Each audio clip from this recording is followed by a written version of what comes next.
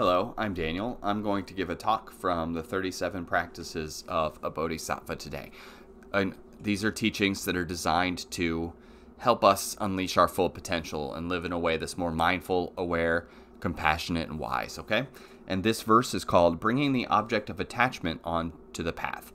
And I'm going to recite the verse, and then I'm going to talk about it a little bit. So, bringing the object of attachment onto the path. Sense pleasures are like salty water. However much one partakes of them, craving will only increase. Hence, it is the practice of bodhisattvas to abandon immediately all objects that generate attachments. So, the first thing I think about when I think of that is food.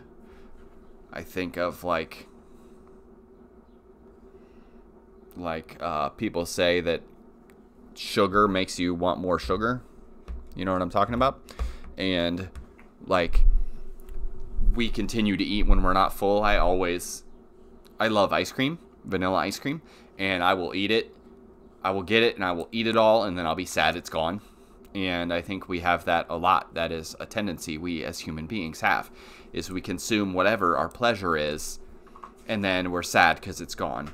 And even sometimes we're thinking about how it's going to be gone and we're sad.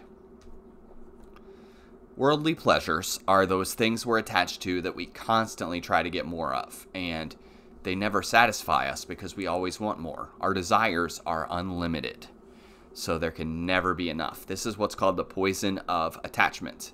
Sometimes it's called the poison of greed. The three poisons that we talk about in Buddhism are attachment, aversion, and delusion. And I did one on the poison of aversion yesterday. That was verse 20. This is verse 21. And this is about the poison of attachment. It is the way we hold on to things so much that we're just torn up when they're gone. It's our tendency towards selfishness, our desire, attachment, and yearning for happiness and satisfaction from external sources. It's our impulse to always want more. We want the objects of our desire, regardless of what those are, to bring us permanent satisfaction and to make us feel complete. I think that's what advertising has become all about, right? It's if you get this thing, you're going to be cool. If you get this thing, you're going to feel fulfilled. You're going to fill that void in yourself. And the truth is, no, you're not. No, you're not. And I think it helps to think about the accumulation of wealth, because money is made up of numbers, and numbers are limitless, so we can chase that forever. If we are obsessed with how much is in our bank account, we will always be that way. When we believe that our fulfillment is dependent on what we have, then we come to realize that we don't really get the same satisfaction we were expecting. We always, always, always want more. Greed can affect our relationships, our jobs, and everything else. Greed, attachment, can also manifest as a lack of generosity. A lack of generosity. It's just, I want more. And it can kind of manifest as judging people, like, I've got mine, why don't you have yours? Why didn't you try harder, right? So that is really what I think about when I think about greed and attachments. I think about, I always want more, and I think about like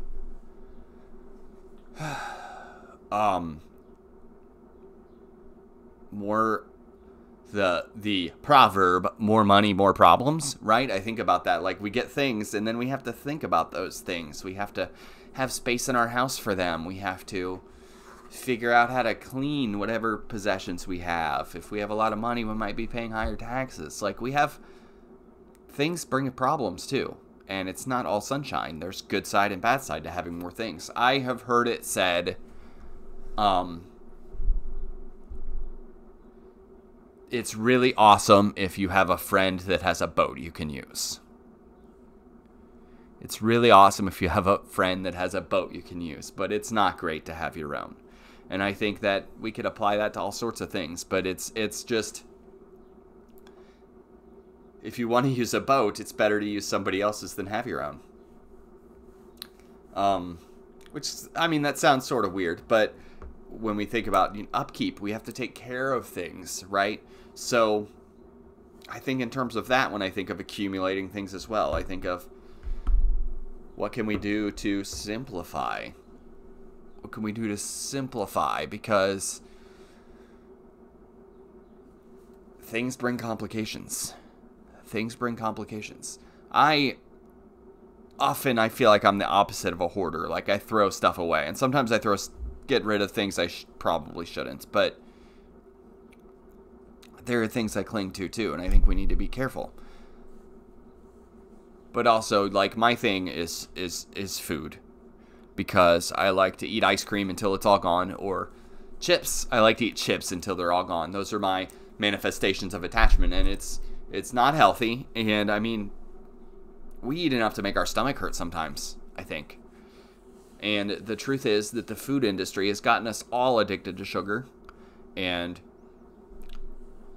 I have read that we put too much salt on things, too much seasoning on things, and it's killing our palate so that we can't taste nuance of flavor because we're killing our palate by putting too much seasoning on things. Why are we putting too much seasoning on things?